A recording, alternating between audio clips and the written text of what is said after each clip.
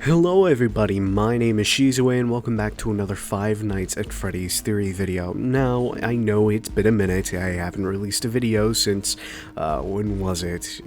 April? I haven't released a video since April, that Golden Freddy video, which is insane. However, I did have some thoughts after the release of Secret of the Mimic about some of my previous theories and about how I may have been wrong about certain things. And you're going to see a lot of theories going forward. There's only one real one that was still in development when this game came out that I still plan on redoing and re-releasing because I still think I'm right about that theory, but that's for another day. Instead, what we're going to be talking about is something I've covered in the past and something a lot of people have forgotten about, which is distinctly what was inside of the FNAF 4 box. If you guys don't know, previously I have covered what I believed was inside of the FNAF 4 box. Essentially, by completing the events of Five Nights at Freddy's 4, throughout the day play sections, we end up seeing this kid named the Crying Child, who ends up being bullied by his brother every single day. He goes to this place called Fredbear's Family Diner until one day, on his birthday, he ends up getting picked up by his brother and his friends, and they're placed inside of Fredbear's mouth, and the bite victim is killed. After this, we distinctly see him stuck inside of a void, with the only things that's in front of him being his stuffed animals, and one by one they slowly start to fade away as we're told he's broken, he needs to be put back together, and that's something that the Fredbear plush is going to do for him before all the plushies vanish, and then he vanishes with a heart monitor going flat in the background. And I interpreted this quite literally, as the very next scene is still, the void with specifically the box sitting inside of the void. That seems to be a representation of what, should be inside of the box. At the time, I considered that perhaps this was setting up Shatter Victim, that this was the kid being shattered amongst the 5 different characters, and that it was the 5 kids inside of the box. The box was a toy box that specifically had his toys inside of it, and, was now forgotten because he died. That's what I had believed in the past. Then, in my Golden Freddy video, I proposed that the box could potentially just be a metaphor for Bite Victim actually being spring-locked inside of Golden Freddy. And I think both of these answers ultimately are rooted in the same concept of the box represents the bite victim in some way, shape, or form, and distinctly when that box is opened is supposed to represent that the bite victim moved on. Hence why in FNAF World, where we put the pieces together, we collect the 6 clocks, and ultimately we have the open box inside of the files, that seems to tell us that by completing the Happiest Day minigames, we have essentially put the bite victim back together. We've set him free. We were told what the box was back shortly after the release of Five Nights at Freddy's 4, in which Scott Cawthon said that when he made Five Nights at Freddy's 4, he made everything pretty deliberate, that everyone thought that he just left a bunch of Easter eggs inside of the game, even though that's not what he did. Everything there was supposed to connect, and when you completed Five Nights at Freddy's 4, you were supposed to know what was inside of that box. So I feel like we've always had the answer pretty much down. Whatever the box was supposed to represent in the beginning was supposed to be some representation of the Happiest Day. That being put inside of that box being locked up, was a representation of Bite Victim not getting his Happiest Day, and it's only during Happiest Day where he's finally given, his birthday party that he was supposed to have, and he's finally able to move on. I think most of us can agree that's pretty much what the box is supposed to represent.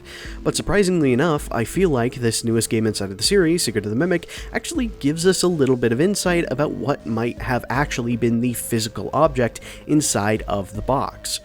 Distinctly, we have this little set of minigames known as Moon.exe. When going into Moon.exe, we distinctly have to collect collectibles around the entirety of the MCM facility in order to use them inside of this game. By going through and completing the game in the order of events that things are supposed to happen, we end up putting the Moon statue back together and we're sent to the MCM facility inside of Moon.exe. Afterwards, we go around giving each character the thing that they need to move on. Jackie doesn't have legs, so we give her a boot. That's supposed to represent her getting her legs. We distinctly see the Big Top, who needs to have his tickets, and so we give him a set of tickets, specifically the Fall Fest ticket book. Then we go up to Dolly, and she doesn't have anything to fix, and so we go ahead and end up giving her stuff to fix. We take the fixing kit, and we put together the other two characters that are inside of Dolly's hospital. And then we come to Chica, and we end up giving her a piece of cake, and that is what she needed in order to be satisfied. So we're essentially giving all four of these characters their own miniature Happiest Day. We're giving them what they needed. We're giving them their gifts that they needed in order to get their happy ending. That's what we're doing. And so, come to the very end, when we climb up the stairs, we distinctly see a bedroom, and inside of this bedroom, we see a set of 3 chests. Inside, or on top of these chests, we distinctly see logos, one being a moon, one being a star, and one being a snowflake. Inside of these, we end up having to place David's birthday presents. That being the white tiger plush, his ball, and the blocks that spell out his name. So each one of these boxes represent a birthday present that David received on his birthdays. And that is what is inside of those boxes. And it's only once we put the pieces inside of the boxes that they belong that we're finally given the glitched permission. We finally got all the gifts for Sun, and we're given the glitched permission, which then allows us to unlock the third ending of Secret of the Mimic. The reason why this is important is because while Scott has utilized box imagery before, this feels like a pretty deliberate way of telling us what was inside of the box. We just simply have 3 boxes that are made up of David's birthday presents. Distinctly his ball, his blocks, and the tiger plushie. All of these are his birthday presents. And when we go and look in David's room, which looks almost 1-to-1, or very similar to the FNAF 4 bedroom, same closet, same toys, being the caterpillar, the robot, and we distinctly find his telephone inside of MCM, all matching up with the bite victims. We also see a box inside of his room, so the imagery feels like it's important there.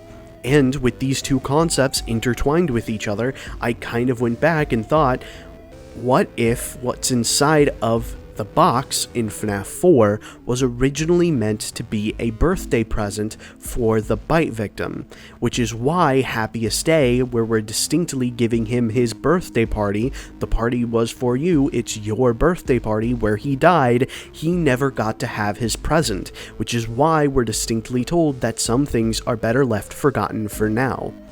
And it all comes back to the only thing that was missing from the Five Nights at Freddy's 4 minigame. We distinctly see the 4 kids all wearing their masks, representative of Freddy, Bonnie, Chica, and Foxy. However, the bite victim is killed before he's ever given his mask. The mask that we see him be given inside of Happiest Day. That's what happens when we bring the other 4 kids together to the birthday party. It's finally when Crying Child gets his Golden Freddy mask and is able to move on in the Happiest Day minigame. So that was the answer of what was inside of the FNAF 4 box. The FNAF 4 box was originally meant to be the Golden Freddy mask. 4 games, 1 story. Distinctly, by completing Five Nights at Freddy's 4, the only thing that was missing from that birthday party was the Golden Freddy mask, which we give him in the Happiest Day minigame. It all works. And it's why in FNAF World, after putting it all together, putting the pieces in place, we finally see the box opened, the final piece, his mask. Now, I know a lot of people aren't going to like this answer because a lot of people have misconstrued something from his second interview where Scott Cawthon said that he forgot what the contents of the box was. However, this just isn't true and rather is just a miscommunication about what people are interpreting his words to mean. From the original interview, when Scott was first asked about what the contents of the box was, he distinctly said that MatPat would go on to mention that the contents of the box has changed over the years, and he said that not a lot of people probably gave that a lot of thought, but he was absolutely right, which means whatever was inside of the box during the events of Five Nights at Freddy's 4 was not what was inside of the box as of whenever the piece was no longer relevant to the story. he distinctly says inside of the second interview that when he's making these games, he feels the pieces inside of the story that he's putting together. That means that sometimes pieces don't arbitrarily or don't have a purpose when they're first added, but he can see the red lines where everything will connect. So that way, when the story finally comes to a conclusion, you can finally connect the dots and make it all work perfectly. The box inside of whatever the contents was changed was supposed to be one of those pin boards. It was something that people weren't able to solve the original Five Nights at Freddy's 4 story, and so he repurposed it, changing the contents of the box, and left it there so that way when the story was finally complete, he could connect all the pieces back to what the new contents of the box was, so that way people would have it as the final reward for completing the story. However, that never came to fruition because the story never actually ended up finishing. After the events of FNAF 6, we ended up getting the UCN plotline, and then the story just kept continuing, which means whatever the box was supposed to represent, whatever contents it was changed to, was no longer relevant to the story anymore. It was something that Scott had intended for the story to naturally progress into, whatever he had changed it to. However, the story went in a completely different direction, and he doesn't think that he can loop it back around to make that original contents of the box, or the changed contents of the box, still be relevant. Hence why he says he can't reach out and find it anymore, because he can't make the pieces all connect back to what the changed contents of the box is. So the box as it currently stands, whatever it was changed to, is no longer relevant, but I do believe that the original contents of the box when it was first released in Five Nights at Freddy's 4 was intended to be the Golden Freddy mask, once again being a play on the fact that PlushVictim is Golden Freddy. And that is pretty much the end of that piece of the timeline. I have one other video that I mentioned in the very beginning of the video that is supposed to cover an awful lot of stuff that I feel like cleans everything up, but I know a lot of people are not going to like it, which is why I've been delaying it for so long. But I promise it is coming, and I'm really interested to see what your guys' thoughts on that timeline is. But until next time, I'll see you all again soon. Mata ne!